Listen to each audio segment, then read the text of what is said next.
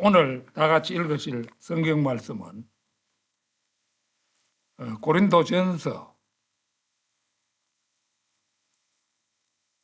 15장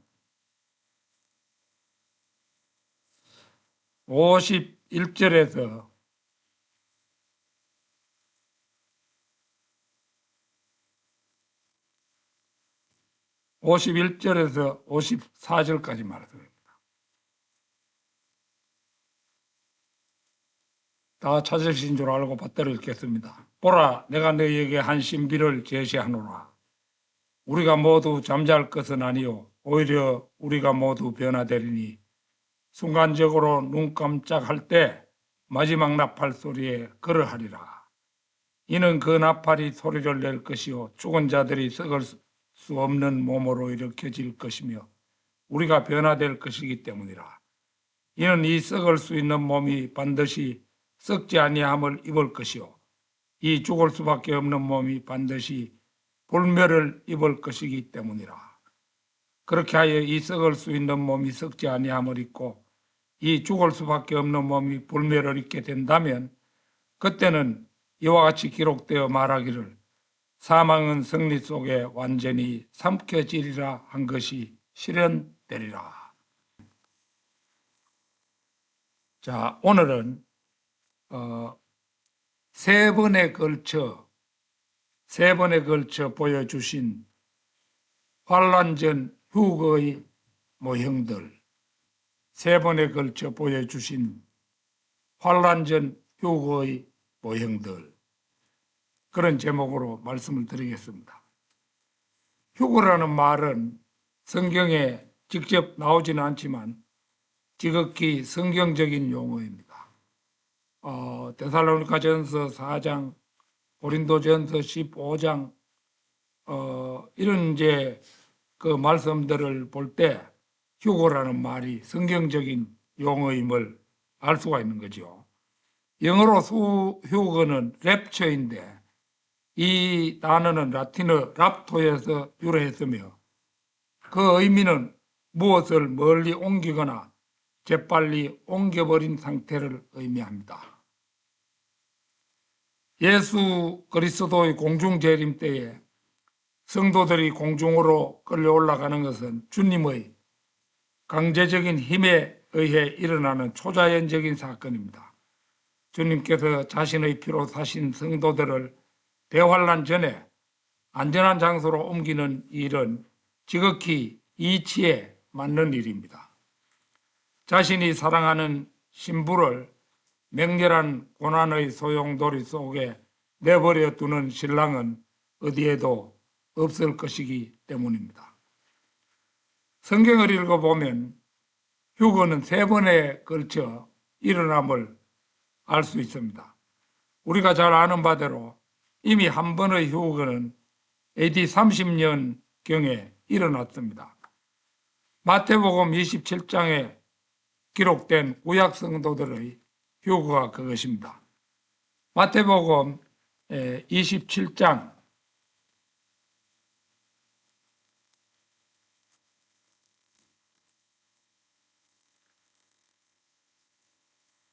51절에서 53절입니다.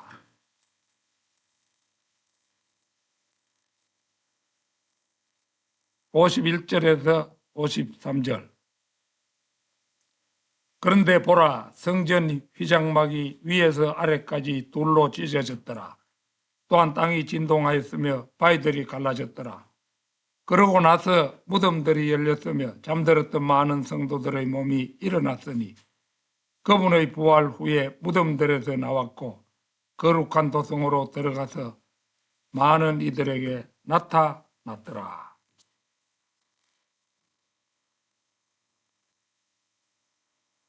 이 말씀은 신약 성경 가운데서 가장 어려운 부분에 속합니다. 고린도전서 15장에서 신약 성도들의 휴거가 제시되기 전에 전대미분의 사건을 기록하고 있다는 점에서입니다. 또한 땅이 진동하였으며 바위들이 갈라졌더라. 그리고 나서 무덤들이 열렸으며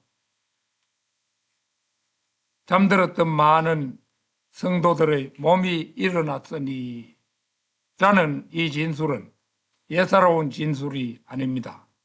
잠들었던 이라는 말은 죽은 상태를 의미하는데 이처럼 죽었던 많은 수의 구약 성도들의 몸이 삽시간에 부활했음을 이 말씀은 보여주고 있습니다.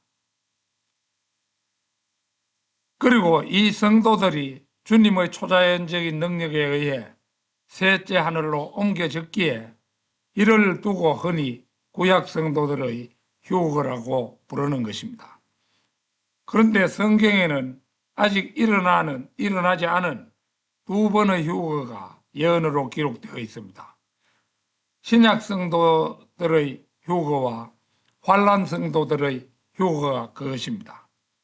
신약 성도들의 휴거는 고린도전서 15장, 데살로니가전서 4장, 솔로몬의 노래 2장 등에 기록이 되어 있습니다. 이 가운데 한 곳만 보기로 하겠습니다. 데살로니가전서 4장 16절 17절입니다.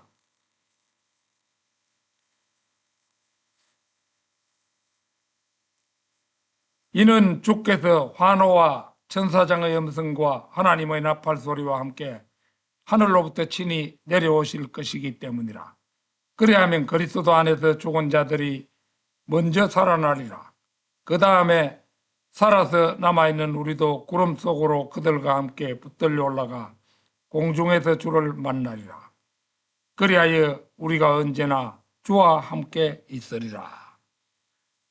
보다시피 이 말씀은 휴거의 상황과 순서를 일목요연하게 보여줍니다. 아울러 하나님의 나팔 소리는 하나님께서 친히 말씀하시는 음성으로 요한계시록의 조명에 따르면 이리 올라오라는 그런 내용입니다. 이 음성을 듣는 순간 그리스도 안에서 죽은 자들이 먼저 일어나고 살아남아 있는 우리도 구름 속으로 끌려 올라간다는 것이 이른바 대환란 직전에 신약 성도들에게 일어날 휴거의 전말입니다. 다음으로 환란 성도들의 휴거는 신약 성도들의 휴거가 일어난 후 약 7년 뒤에 일어나는 마지막 휴거입니다. 요한계시록 7장 13절로 15절 한번 찾겠습니다. 요한계시록 7장 13절로 15절입니다. 그러고 나서 그 장로들 중 한 명이 응하며 나에게 말하기를 흰 예복들로 차례 입혀진 이들은 누구냐? 그리고 그들은 어디에서 왔느냐 하였더라. 그런즉 내가 그에게 말하기를 선생님 당신께서 하시나이다 하였더라. 그러자 그가 나에게 이같이 말하였더라. 이들은 대환란에서 나온 자들이요 그들의 예복들은 어린 양의 피로 씻어 그것들을 희게 하였도다. 그러므로 그들이 하나님의 보좌 앞에 있어 주야로 그분의 성전에서 그분을 섬기느니라. 그리고 그 보좌 위에 앉으신 분이 그들 가운데 거하시리라.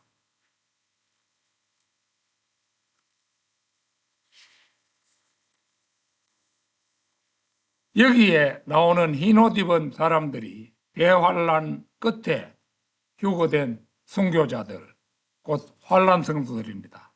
신약 성도의 구원은 오직 믿음에 의해서였지만 환란 성도의 구원은 구약 성도들처럼 믿음의 행위가 따라야 했습니다. 인용된 말씀에서 보듯 그들의 옷은 어린 양의 피로 희게 되었습니다. 이것은 어린 양의 피로 구원받았거나 어린 양의 피로 씻겠다는 의미가 아닙니다. 어디까지나 그들은 그들의 옷을 씻어서 어린 양의 피로 희게 하였다는 의미입니다. 따라서 이들은 행위로서 자신의 믿음을 뒷받침한 사람들로서 대환란 끝에 이삭 줍기로 휴거된 사람들이 환란 성도들입니다. 우리나라 기독교인들은 이러한 환란 성도들의 휴거에 대해서 대체로 무지합니다. 그들은 고린도전서 15장과 데살로니가전서 4장에 나오는 휴거를 요한계시록에 나오는 환란 성도들의 휴거와 동일한 것으로 혼동합니다. 그래서 그들은 휴거라고 하면 환란 전 휴거는 없고 을에 환란 후 휴거만 있는 것으로 생각하는 것입니다. 그 대표적 사례 가운데 하나가 정통 교단 가운데 하나인 성결교단입니다. 이런 점은 그 성결교단의 변성우라는 목사, 김영현 전도사 이런 사람들의 설교를 통해서 제가 직접 들어서 확인해 본 바 있습니다. 그런데 이런 교리를 가진 사람들이 이들만은 아니라는 사실입니다. 지금부터 약 15년 전쯤 목포에 사는 기독교 복음 침례회 신자 한 사람이 우리 교회를 찾아온 적이 있었습니다. 이튿날이 마침 주일날이었는데 휴거에 대한 설교를 하면서 그리스도의 신부인 교회는 대환란 전에 휴거된다고 했더니 며칠 후에 장거리 전화로 환란 전 휴거가 대체 성경 어디에 있느냐고 물어왔습니다.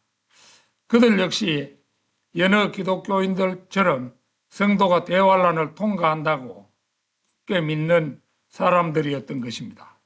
실제로 그들은 전국 곳곳에 논밭을 사들이고 농장을 만들어 대환란 때를 대비해 왔습니다. 그러나 이것은 일종의 집단적 미혹에 해당합니다. 그리스도의 신부인 교회가 환란을 통과하는가에 대한 혼란은 공중재림과 지상재림을 구별하지 못하는 데서 대부분 기인합니다. 공중재림은 말 그대로 주님께서 대환란 전에 이제 공중 구름 속에 오셔서 이방인 신부인 신약 성도들을 데리러 오시는 사건이고, 지상재림은 주님께서 셋째 하늘로부터 지구로 성도들과 함께 내려오시는 사건입니다. 여기서 환란 전 휴거나 환란 후 환란 전 휴거냐 아니면 환란 후 휴거냐 하는 문제는 자연스럽게 가닥이 잡힙니다. 신약 성도들이 주님과 함께 지상으로 재림하자면 그 전에 주님께로 휴거되는 일이 선행되어야만 하고, 이어서 그리스도의 심판석 어린 양의 혼인식을 거쳐야 하기 때문입니다. 이런 구도에서 볼 때 대환란의 말미에 휴거되는 사람들은 결코 그리스도의 신부가 아닙니다. 이들은 어디까지나 어린 양의 혼인 만찬으로 부르심을 받은 자들에 해당하는 사람들입니다. 성경은 어디에도 신약 성도들의 휴거를 환란 전 휴거라고 명시하여 직접적으로 서술하고 있지는 않습니다. 그러나 오히려 신비스럽게도 여러 모형적인 가르침을 통해서 이방인 신부인 교회가 대환란 전에 휴거에 되어야 함을 보여주고 있습니다. 세 번에 걸쳐 보여주신 환란 전 휴거의 모형들, 첫째는 에녹입니다. 창세기 5장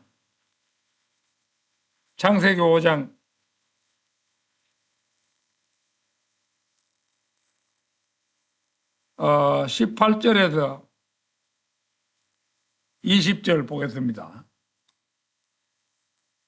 다음으로 야렛은 162년을 살고 에녹을 낳았더라. 그리고 야렛은 그가 에녹을 낳은 뒤 800년을 살며 아들들과 딸들을 낳았더라. 그래야 야렛의 모든 날들은 962년이었으며 그가 죽었더라. 보는 것처럼 에녹은 인류 가운데 두 번째로 오래 산 야렛의 아들이었습니다. 그러니까 이거는 에녹이 두 번째로 오래 살았다는 말이 아니고 야렛이 두 번째로 오래 산 사람이죠. 962세. 머두셀라가 969세지요. 그러니까 그 다음에 그 뒤에 21절에서 24절 보겠습니다. 다음으로 에녹은 65년을 살고 머두셀라를 낳았더라. 그리고 에녹은 그가 머두셀라를 낳은 뒤 300년 동안 하나님과 동행하며 아들들과 딸들을 낳았더라. 그리하여 에녹의 모든 날들은 365년이었더라. 그리고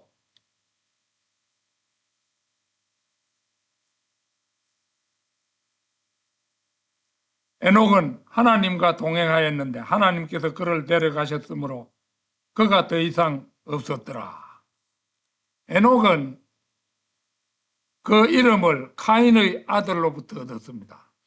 그 카인의 아들들 가운데 에녹이 있지요. 그래서 그는 성경에서 그러니까 이 에녹이 성경에서 가장 주목해야 할 인물 중 한 사람입니다. 왜냐하면 그는 인류 역사 6천년에 걸쳐 죽음을 보지 않았으며 결코 죽지 않을 유일한 인간이라는 독특한 면을 가지고 있기 때문입니다. 주석가들은 에녹, 엘리야, 그리스도를 죽지 않을 유일한 인물로 분류하고 있는데 실상은 그리스도마저도 에녹이 누린 특권을 곧이곧대로 향유하지는 못했습니다. 그분은 슬픔들의 사람이요 비통함에 익숙해진 사람이라는 예언 그대로 모든 사람을 위해 죽음을 맛보셨습니다. 엘리야는 다시 죽기 전에 이 땅에 돌아오지만 에녹은 다시 죽기 위해 돌아오지도 않을 것입니다. 그러니까 계시록 11장 4절에서 10절을 보면 엘리야는 죽기 위해서 세상으로 다시 돌아옵니다. 성경은 하나님께서 그를 데려가셨으므로 그가 더 이상 없었더라고 기록했습니다. 이 사건은 전에도 본 적이 없고 후에도 들어본 적이 없는 전무후무한 사건입니다. 에녹은 더 이상 보이지 않았습니다. 아들 머두셀라가 태어나기 전에는 에녹은 족보에서 별 볼 일 없는 사람이었습니다. 그는 맏아들이 태어나기 전까지는 하나님과 동행하지 않았던 것입니다. 따라서 우리는 첫째 아들의 이름 머두셀라를 분석할 필요가 있습니다. 이것은 이 사람이 성경에서 가장 오래도록 산 사람이었기 때문입니다. 조금 전에 얘기했습니다마는 자그마치 969세에 죽었던 것입니다. 머두셀라는 그가 죽으면 그것이 보내질 것이다 라는 뜻을 가진 히브리어 이름입니다. 우리는 여기서 그것이 무엇인지는 의심할 필요가 없습니다. 왜냐하면 머두셀라는 아담, 에노스, 카이난, 마할랄렐, 야렛 및 라멕 등과 함께 묻혔고 바로 그때 하늘의 창문들이 열리고 폭포수 같은 장대비가 쏟아지면서 대홍수가 시작되었기 때문입니다. 따라서 에녹이 머두셀라가 태어난 후 하나님과 동행한 것은 이상할 것이 없습니다. 주님께서는 에녹에게 그 자신의 맏아들의 이름을 어떻게 지을 것인가를 가르쳐 주셨을 것입니다. 성경에는 태어나기 전에 지어진 이름들이 있지요. 이삭이라든지 마엘살랄, 하슈바저, 로암미, 요시야, 예수 등은 태어나기 전에 하나님께서 지어진 이름들이죠. 에녹은 맏아들의 이름을 지은 후 이제 하나님께 그 이름의 뜻을 알게 해달라고 기도했을 것이고 주님께서는 그에게 그 의미를 계시해 주셨을 것입니다. 히브리서 11장 5절 찾겠습니다. 히브리서 11장 5절.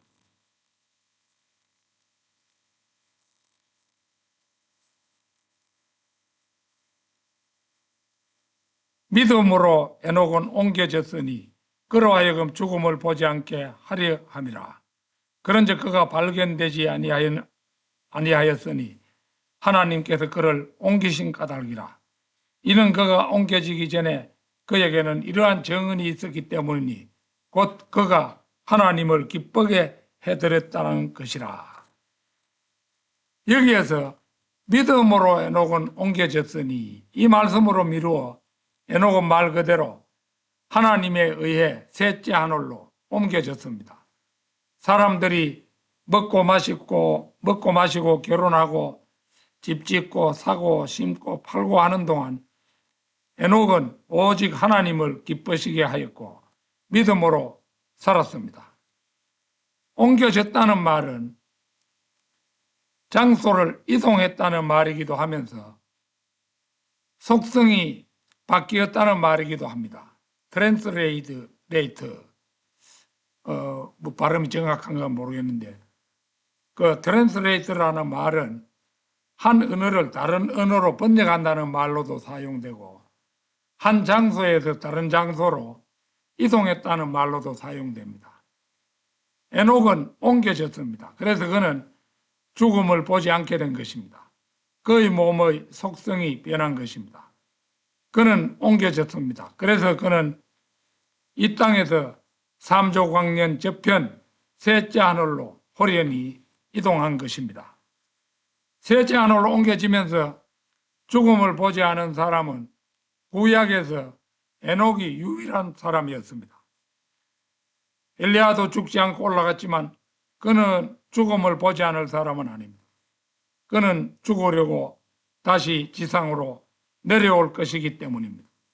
그러나 에녹은 죽지 않고 올라가서 다시 죽지 않을 유일한 사람입니다. 그뿐만 아니라 그는 옮기우기 전에 하나님을 기쁘시게 하였다는 증거를 가졌습니다. 사실 구약시대에 거듭나지도 않은 아담의 형상을 입은 사람으로서 하나님을 기쁘시게 했다는 것은 매우 특별한 경우입니다. 로마서 8장 8절에는 그렇기에 육신 안에 있는 자들은 하나님을 기쁘시게 해드릴 수 없느니라는 말씀이 나오는데 에녹은 유일하게 이 말씀의 예외가 되기 때문입니다. 칼빈은 이 사실을 두고 에녹이 거듭났다고 말해버렸습니다. 그러나 성령께서 성도들에게 내주하시는 경륜, 그 교회시대지요. 교회시대 우리에게는 우리 안에 성령님이 내주하시잖아요. 교회시대 이외의 경륜에서는 아무도 거듭날 수는 없었습니다. 아무튼 에녹은 특별한 사람이었습니다. 에녹은 주님의 공중 재림 때 죽음을 보지 않고 휴거될 그리스도인들을 예표합니다. 성경의 다른 곳에서는 죽지 않는 그리스도인들의 예표를 찾을 수가 없습니다. 히브리서 9장 27절은 한 번 죽는 것은 사람들에게 정해져 있으나 라고 말씀하시지만 에녹은 바로 이 말씀대로 예외가 되는 유일한 인물입니다. 에녹은 노아의 정조부입니다. 그는 대환란의 예표인 홍수 전에 휴거됨으로써 환란 직전까지 살아있다가 호련히 들림받을 성도들의 유일무이한 모형이 된 것입니다. 우리가 이제 저는 너무 고령이라서 가능성이 있는지 없는지 저도 잘 모릅니다. 그러나 여러분은 틀림없이 휴거될 것입니다. 그래서 여러분의 모형이 된 분이 바로 에녹이라는 거죠. 죽음을 보지 않았으니까. 대홍수, 대환란의 모형이 맞잖아요. 그 직전에 들림을 받았잖아요. 세 번에 걸쳐 보여주신 환란전 휴거의 모형들. 둘째는 요셉입니다. 요셉은 성경 전체에서 주 예수 그리스도의 가장 대표적 모형입니다. 요셉과 예수 그리스도의 생애에는 150여 개 이상의 일치점이 있다고 르크만 목사님은 생전에 쓴 창세기 주석에서 밝히고 있습니다. 사건의 발단은 야곱이 가장 요셉을 사랑했고 그로 인한 형들의 시기에서 비롯되었습니다. 창세기 37장 3절 4절 찾겠습니다. 3절 4절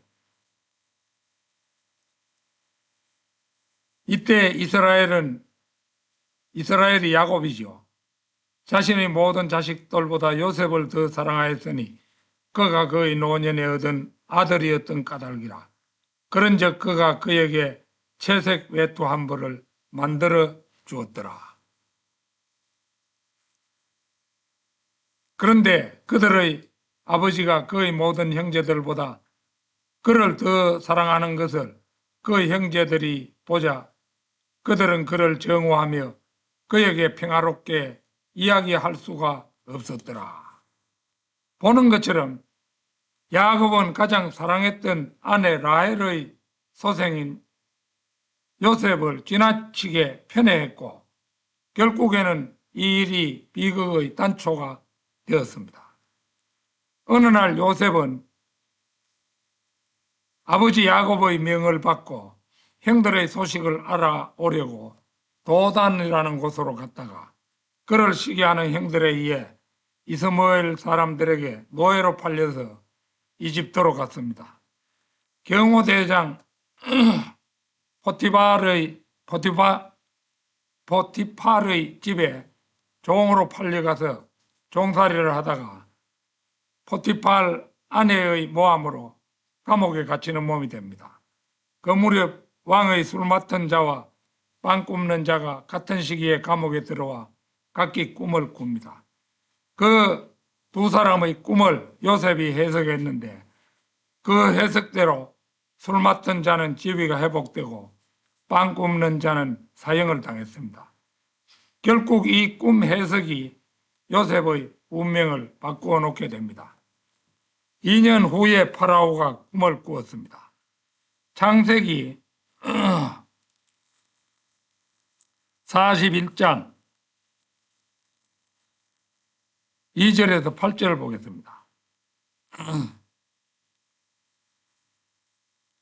그리고 보라, 잘생기고 살진 7마리의 암소들이 강에서 올라왔으니 그것들이 목초지에서 먹이를 먹었더라. 그런데 보라, 흉하고 야인 7마리의 다른 암소들이 그것들의 뒤를 이어 강에서 올라와 강변 위에 있는 다른 암소들 곁에 섰더라. 그리고 그 흉하고 야인 암소들이 7마리의 잘생기고 살진 암소들을 먹어치웠더라. 그렇게 하여 파라오가 깨어났더라. 이어서 그가 자다가 두 번째로 꿈을 꾸었더라. 그리고 보라, 줄기 하나에 실하고 좋은 곡식 이삭들 7개가 나왔더라. 그런데 보라, 가늘고 동풍에 말라 비틀어진 이삭들 7개가 그것들의 뒤를 이어 솟아나왔더라. 그리고 그 가는 이삭들 7개가 그 실하고 꽉 찬 이삭들 7개를 집어삼켰더라. 그리고 나서 파라오가 깨어났는데 보라, 그것이 꿈이었더라. 그리고 나서 아침에 이러한 일이 있었으니 그 영이 근심하였으며 그가 사람을 보내어 이집트 모든 마술사들과 그곳의 모든 지혜로운 사람들을 불렀더라. 그리고 파라오가 그들에게 자기 꿈을 알려주었으나 그것들을 파라오에게 해석해 줄 수 있는 자가 없었더라. 이때 이제 그 술 맡은 관원이 요셉을 기억했던 하게 됩니다. 그래서 이제 그 파라오 앞에 나가서 그 꿈 해석을 이제 그래 요셉이라는 사람이 제가 감옥에 갇혔을 때 내 꿈을 그렇게 떨어지게 잘 해석을 했다고 이제 말하니까 파라오가 즉시 이제 요셉을 부른 거죠. 그래서 그 파라오 앞에 불려 나가서 요셉이 꿈 해석을 하게 됩니다. 그 뒤에 29절 보겠습니다.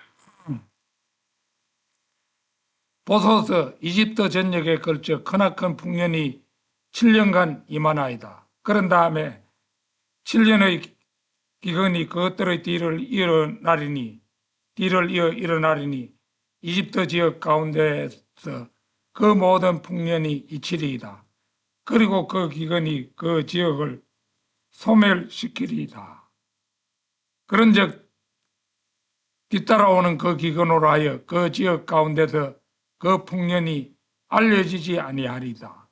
이는 그것이 매우 참혹할 것이기 때문이니이다.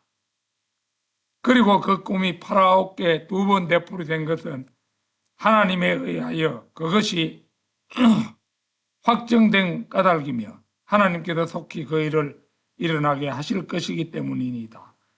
그러므로 이제 파라오께서는 사력 있고 지혜로운 한 사람을 찾아보시어 이집트 지역을 다스리도록 그를 세우소서. 요셉이 이제 파라오의 꿈 해석을 한 후에 놀라운 반전이 일어나지요. 자, 38절에서 43절 보겠습니다. 그런즉 파라오가 자기 종들에게 말하기를 우리가 이 자와 같은 사람 곧 하나님의 영이 그 안에 있는 이를 발견할 수 있겠느냐 하였더라. 그리하여 파라오가 요셉에게 말하기를 하나님께서 이 모든 것을 너에게 보여주셨으므로 너와 같이 사력 있고 지혜로운 자는 아무도 없도다. 너는 내 집을 다스릴지니라. 그리고 나의 온 백성은 너의 말에 따라 다스림을 받을지니라. 오로지 보좌에서만 내가 너보다 더 위에 있으리라 하였더라. 이어서 파라오가 요셉에게 말하기를 보라 내가 너를 이집트 전역을 다스리도록 세웠노라 하였더라. 그런 다음에 파라오가 자기 손에서 자신의 반지를 빼어내 그것을 요셉의 손에 끼워주며 그를 고운 아마로 된 겉옷들로 차려 입혔고 금목걸이 하나를 그의 목에 걸어주었더라. 그리고 그가 요셉을 자신이 가진 둘째 병거에 타게 하였더라. 그러자 그들이 그의 앞에서 무릎을 꿇으라고 외쳤더라. 그런즉 그가 요셉을 이집트 전역을 다스리는 지휘자로 삼았더라. 요셉은 우리가 이제 성경을 읽었습니다마는 실로 극적으로 1인지하 만인지상의 이집트 총리 대신이 됩니다. 그런데 오늘 우리가 알고자 하는 중요한 그림이 45절에 나와 있습니다. 그 45절 보십시오. 그리하여 파라오가 요셉의 이름을 자포낫 피아네아라 불렀더라. 그리고 그가 온의 제사장 포티페라의 딸 아스낫을 그의 아내로 주었더라. 그리하여 요셉이 나가서 이집트 지역을 두루 다녔더라. 요셉이 파라오로부터 받은 이름 사포넷 파네아는 세상의 구주라는 의미로 그가 예수 그리스도의 모형임을 잘 보여주고 있고 그의 아내가 된 아스낫은 흑인으로 이방 여인이었습니다. 이것은 예수 그리스도께서 이방인 신부 곧 교회를 아내로 맞이할 것을 보여주는 예표입니다. 이런 시기적으로 아주 분명한 그림입니다. 즉 대환란의 예표인 7년 흉년에 앞서서 이방 여인과의 결혼이 이루어졌다는 사실은 예수 그리스도의 이방인 신부인 성도들의 휴거가 대환란 전에 이루어질 것을 보여주는 분명한 모형이 되는 것입니다. 세 번에 걸쳐 보여주신 환란 전 휴거의 모형들. 셋째는 모세입니다. 모세는 자신이 훗날에 오실 예수 그리스도를 나와 같은 한 예언자라고 부를 만큼 그 역시 예수 그리스도의 중요한 모형에 해당합니다. 출애굽기 6장 20절 찾겠습니다. 출애굽기 6장 20절.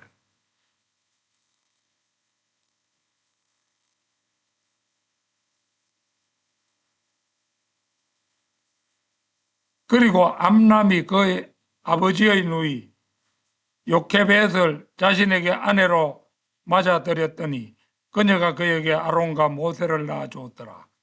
암람의 생애의 연수들은 137년이었더라. 모세는 우리가 잘 아는 대로 히브리인의 아들로 태어나서 갈대로 만든 궤에 담겨 나일강에 버려졌다가 이집트 공주에게 발견되어 하나님의 오묘한 섭리에 의해서 친어머니 품에서 자라지만 그 후 궁궐로 옮겨져 그녀의 아들이 되어 왕자로 자라 성인이 됩니다. 어느 날 모세는 자신의 동족을 때리는 이집트인을 죽이는 살인죄를 범하고 자신을 찾는 파라오를 피해 미디안 땅으로 도망하게 됩니다. 출애굽기 2장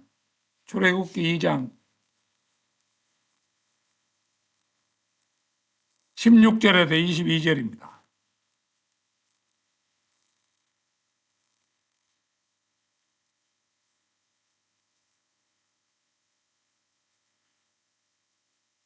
이제 미디안 제사장에게는 7명의 딸들이 있었더라.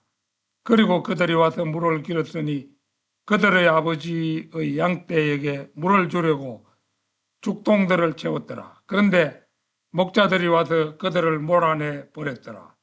그러나 모세가 일어서서 그들을 주었으며 그들의 양떼에게 물을 주었더라. 그리하여 그들이 자신들의 아버지 르우엘에게 오자 그가 말하기를 어떻게 오늘은 너희가 이처럼 빨리 왔느냐 하였더라.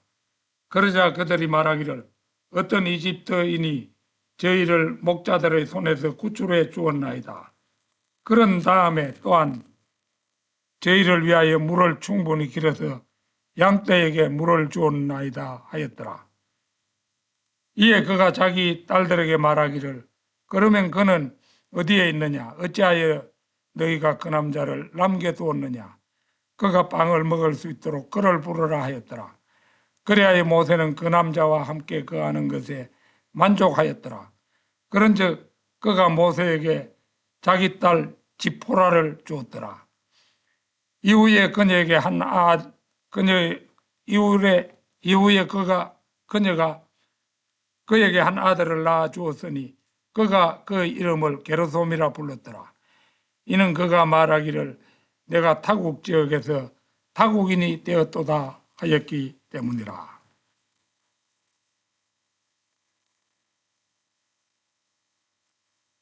여기를 보면 예수 그리스도의 또 하나의 모형인 모세는 자신을 찾는 파라오를 피해 미디안 광야로 도망하고 이방인 신부 지포라를 아내로 맞이합니다. 그런데 이 이방인 신부를 얻는 시기가 의미심장합니다. 출애굽기 2장 23절에서 25절입니다.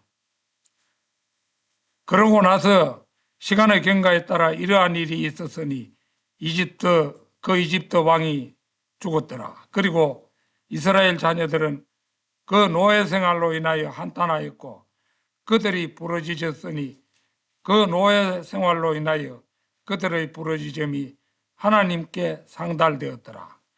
그리하여 하나님께서 그들의 신음을 들으셨으니 하나님께서 아브라함과 이삭과 맺은 그분의 언약을 기억하셨더라. 그리고 하나님께서 이스라엘 자녀를 바라보셨으니 하나님께서 그들을 소중히 여기셨더라. 지난 세월 요셉으로 인하여 이집트인들의 은인이 되었던 이스라엘 민족은 수백 년 세월이 흐른 후에 노예로 전락하고 말았습니다. 모세는 바로 이들의 구원자로 부름을 받고 이집트로 가서 10가지 재앙을 내리게 되는데, 대환란을 예표하는 10가지 재앙 전에 이방인 신부인 지포라를 아내로 얻습니다. 이 구도 역시 대환란 전에 이방인 신부, 곧 성도들이 휴거될 것을 보여주는 중요한 모형이라 할 것입니다. 제가 지난밤에 그 신앙시를 쓴 것에다가 산문을 또 자세하게 덧붙였는데, 이제 그 모퉁이돌 5월로가 나오거든. 성도 여러분께서 또 자세히 읽어보아서 그 확실하게 환란 전 휴거에 대해서 깨달을 수 있기를 바랍니다. 결론적으로 성경 어디에도 교회시대 성도들이 환란 전에 휴거될 것이라고 직접적으로 서술한 부분은 없습니다. 환란 전에 교회 성도들은 휴거된다, 이런 말이 없다는 겁니다. 그렇기 때문에 그런 말이 있는 것 같으면은 세상 교회 사람들이 그 말을 믿지, 뭐 때문에 환란 후 휴거가 한 번만 남았다, 그 사람들이 그렇게 이야기하겠습니까? 그러나 우리는 앞서 살펴본 에녹, 요셉, 모세의 세 모형을 통해서 이제 성도들이 환란 전에 휴거될 것이라고 확신하게 됩니다. 이들은 모두 대환란으로 예표되는 사건 전에 에녹은 휴거되었고 요셉과 모세는 이방인 신부를 맞이했던 거죠. 그러니까 이게 다른 세상의 다른 어떤 책을 보아도 예표들을 통해서 진리를 전하는 책은 없어요. 어떤 책도 그런 게 없어요. 노벨 문학상 수상 작품이라 하더라도 그냥 뭐 소설 같으면 그냥 줄거리만 나타낼 따름이지, 그 오묘한 문학적 표현은 있을 수 있지만 예표들을 숨겨놓고 이런 것이 있을 수가 없어요. 어쨌거나 에녹은 홍수, 대환란으로 예표되는 그 홍수 전에 휴거되었고 요셉과 모세는 이방인 신부를 맞이합니다. 그러면 이점에서 생각해 볼 것은, 왜 성령님께서는 환란 전 성도들의 휴거에 대해 직설적인 화법을 피하고 예표 또는 그 모형들을 통해 그 사실을 암시적으로 보여주었는가 하는 점입니다. 요한복음 9장 39절 한번 찾겠습니다. 요한복음 9장 39절.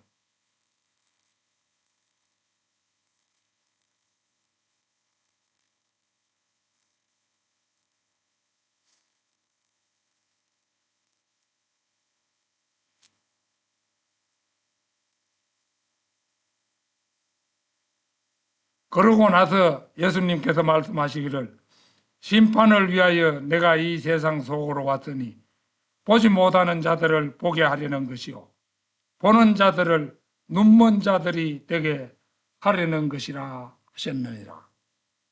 바로 여기에 예표나 모형들을 통한 간접 화법의 의도가 잘 드러나 있습니다. 하나님의 말씀은 믿음 없는 자들을 걸러내는 채입니다. 따라서 예표나 모형들을 통해 간접 화법의 오묘한 의미를 터득하는 참 믿음의 사람들만이 하나님의 말씀의 채를 통과할 수 있다는 귀한 교훈을 얻게 되는 것입니다. 그러니까 이게 뭐 IQ가 얼마 이상 돼야 깨닫는다 이런 것도 아니고 순수한 믿음을 가진 사람들만이 그걸 깨닫게 되는 거예요. 그래서 그 말씀의 체를 통과하는 겁니다. 성경대로 믿는 사람들은 그 말씀의 체를 통과한 사람들입니다. 그런데 세상의 세속적인 교인들은 그 통과 못하지요. 그러니까 내 환란 후 휴건이 이렇게 하고 또 대다수의 교회는 휴거에 신경도 안 씁니다. 휴거가 되면은 우리가 주님과 함께 셋째 하늘로 일시에 떠나게 되는데 그렇다면은 그 들림받기 위해서 사람이 반드시 구원받아야 된다는 거 이런 것도 생각도 못하고 그냥 종교 생활만 하고 있는 겁니다. 그 사람들. 그러니까 그 불쌍한 일이죠. 그러니까 이게 말씀의 체를 통해서 그 올바른 믿음이 없는 사람 다 초래내 버리는 거예요. 교단이든 뭐든 수가 많든 적든 그 상관하지 않는 겁니다. 그래서 이 말씀이 믿음 없는 자들을 걸러내는 체라는 거 이거 아주 중요한 겁니다. 따라서 예표나 모형들을 통해 간접화법의 오묘한 의미를 터득하는 참 믿음의 사람들만이 하나님의 말씀의 체를 통과할 수 있다는 귀한 교훈을 우리가 이런 데서 얻게 되는 겁니다. 아무쪼록 우리 모퉁이돌 교회, 침례교회 성도들은 참 믿음의 소유자로서 하나님께서 소경되게 하는 저주의 부류에는 결코 속하지 않기를 진심으로 소망합니다. 다 같이 기도드리겠습니다.